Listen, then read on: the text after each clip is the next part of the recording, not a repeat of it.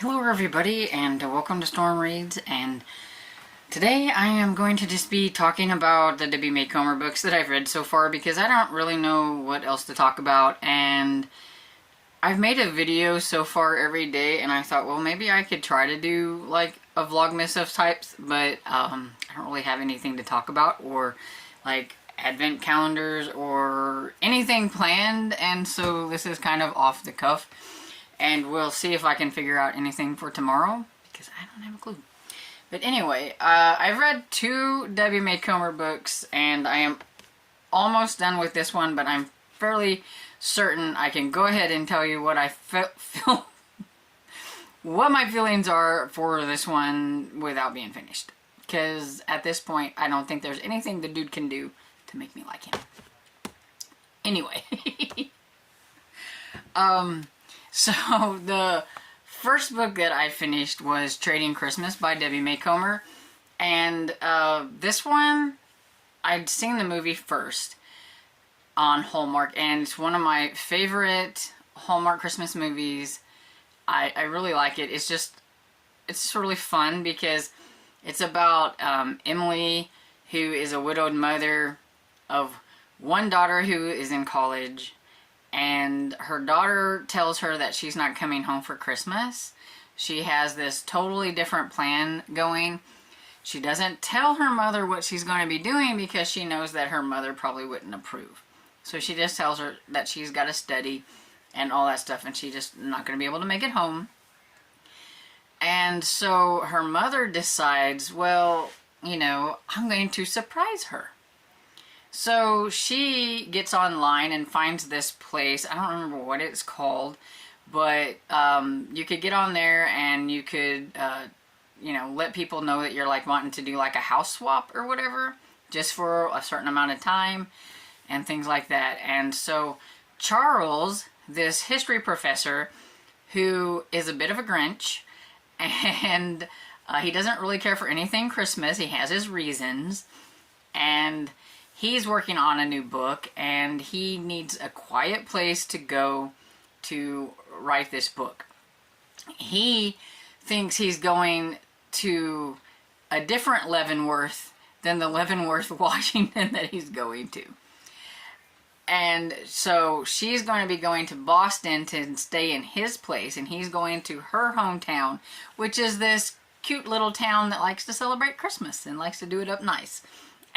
And so he gets a little bit of a wake up there whenever he gets there and sees all the things Christmas and everything.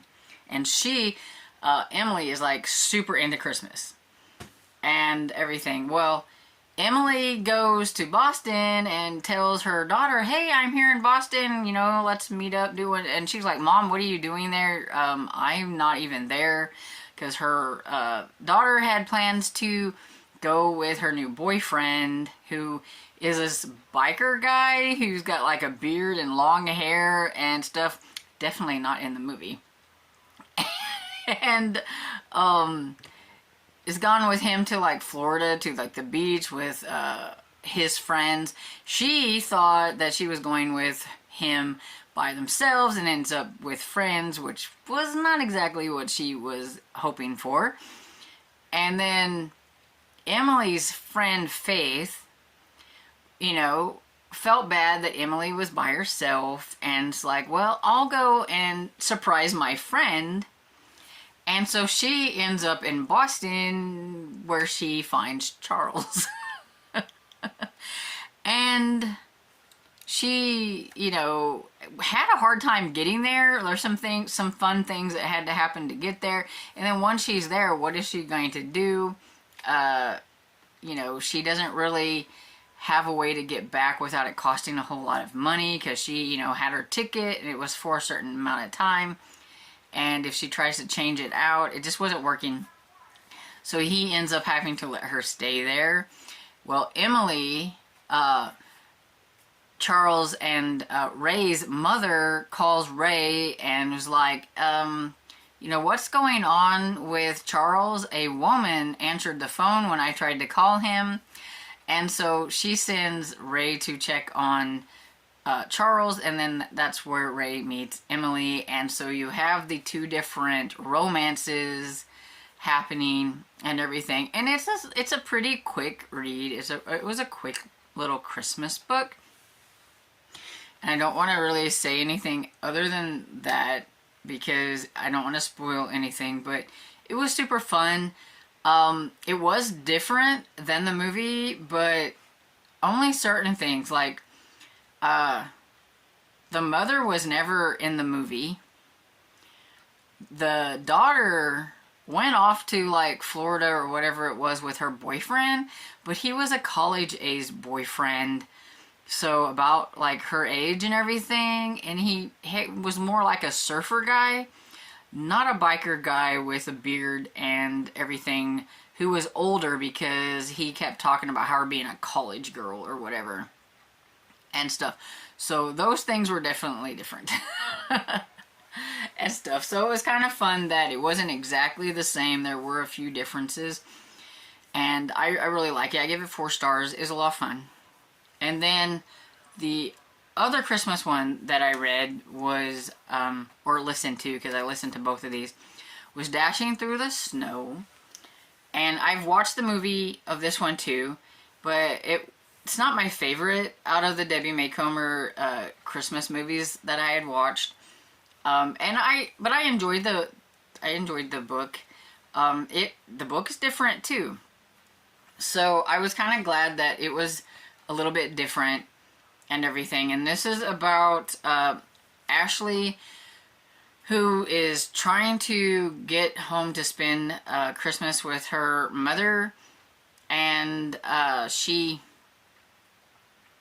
is trying to get on this plane, and something happens. I can't remember, like there's no more room on the plane, or there's something, I can't remember. But anyway, so she wants to rent a car, and oh, I remember, they keep telling her that she needed to wait because there is something wrong with, like, she's on a no-fly list and she doesn't know it. Okay? And Dash is a former Army intelligence guy who has a job interview in Seattle, and he's trying to get on the plane, and he can't get on the plane either, so they both end up, after they kind of meet there at the airport register or whatever to get their ticket, and then they meet at the place to get a rental car. Well, there's only one car left, and this is kind of crazy, but she's actually not old enough to rent a car. She's 24, and you can't rent a car unless you're 25, and I thought that was really weird. I don't know if that's an actual rule or not, but that was just kind of weird. But Dashiell was like, we can share this car. Before they find out that she can't actually pay for the car, he's like, I'll pay for, this, and just let me, ride with you or whatever. They can, share the car. And she's like, I don't know you. You're like a total stranger.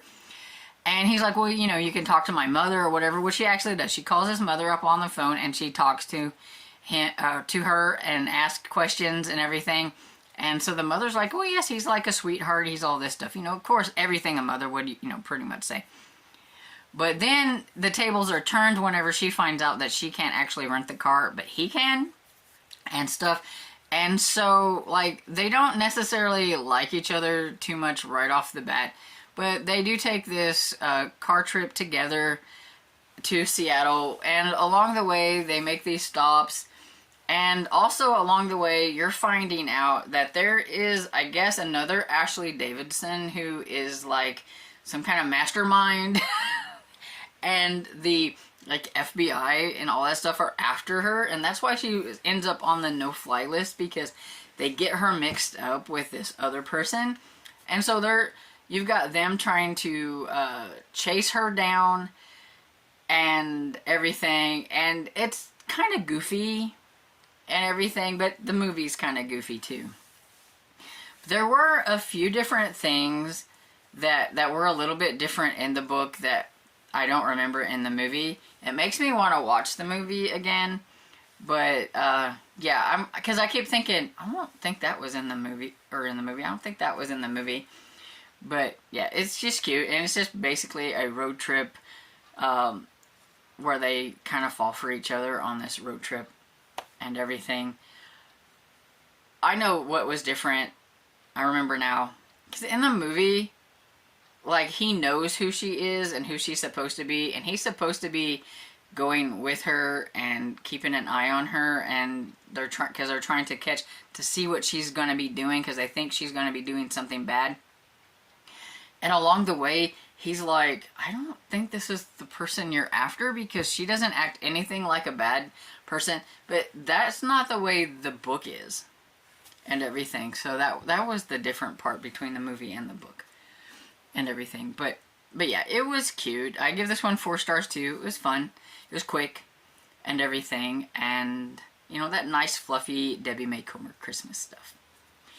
And then the next one I have is Starlight by Debbie May Comer. And this is her first book, and it's from 1983.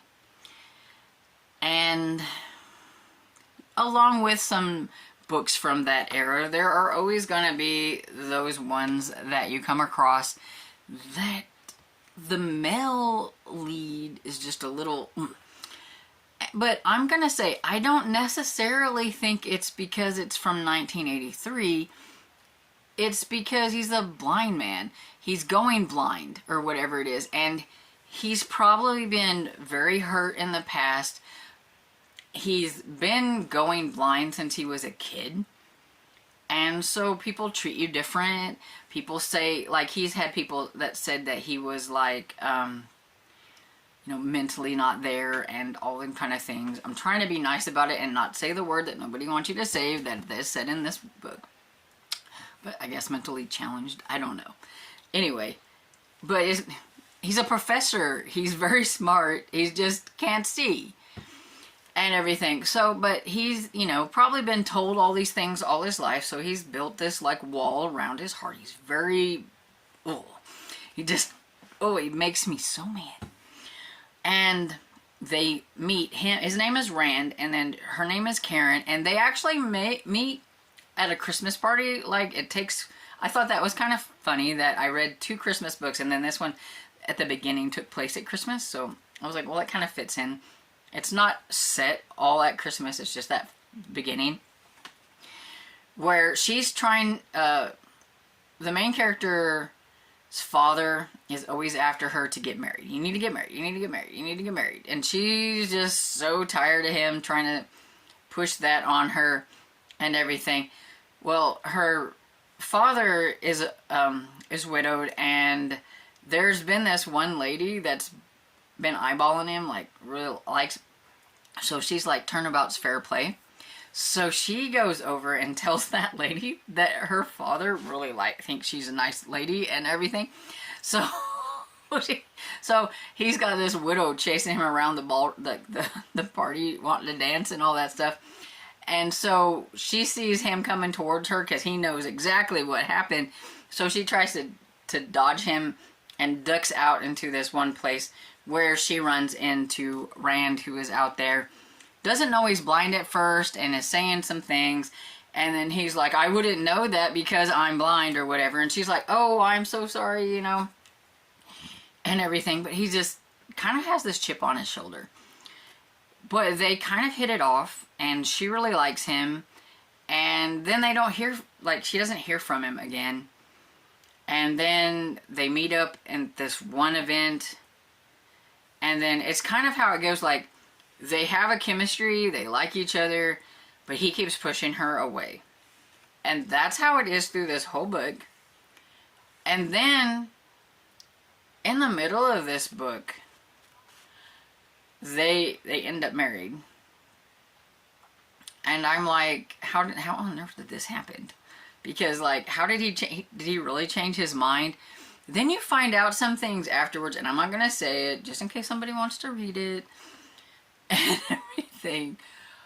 But he thinks he's been tricked into marrying her, and she has no clue, like, what's going on. And that's all I'm going to say. Like, so he's mad at her all the time, but he wants to be with her, and he like kind of lusts after her, and he likes her, but then the next minute he's cold as ice, and then the next minute he's always like hot and cold, hot and cold, hot and cold, and he's absolutely driving me crazy.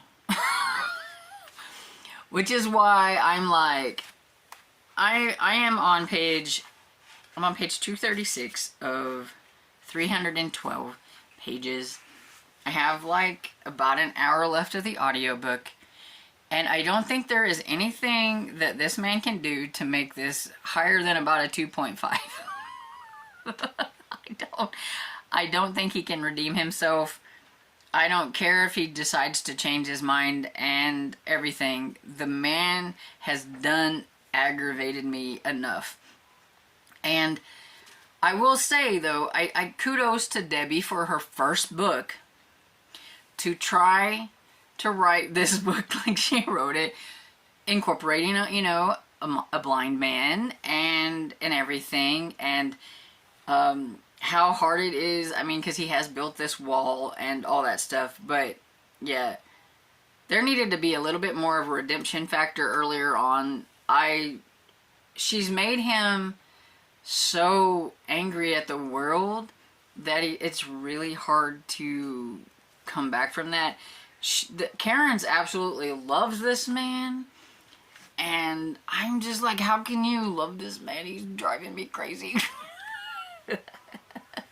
So yeah, but I think she did she did a very good job for her first book. This was a silhouette special edition, I think, book. So is Harlequin. So this goes for my category and everything. I forgot to mention the Dashing Through the Snow. Although it is Christmas, it's going for my lights because there's a lot of Christmas lights and things and everything. So it's my lights one. And then Trading Christmas was my Christmas one. So I have 3 of the prompts down anyway. And so we'll see how the rest of them go. I think I have 3 more books for Debbie that I'm going to try to get to. We'll see how those go. But yeah, I mean, I'm giving this like a 2.5, maybe 3 stars on Goodreads, just for the fact that it is Debbie's first book and she gave it a good try. And everything, but yeah, personally it's about a 2.5, and I don't think an hour that's left on the audio is going to change my mind. So, but yeah, it was the first book, and it's from 1983, so you gotta take it with a grain of salt. And anyway, so yeah, so that's what I've read so far for the month of December and everything. And let me know if you have tried any of these books and what you thought of them if you have tried them. And I hope you enjoyed this video, and if you did, please give it a thumbs up and subscribe, and I will see you all in the next video. Bye.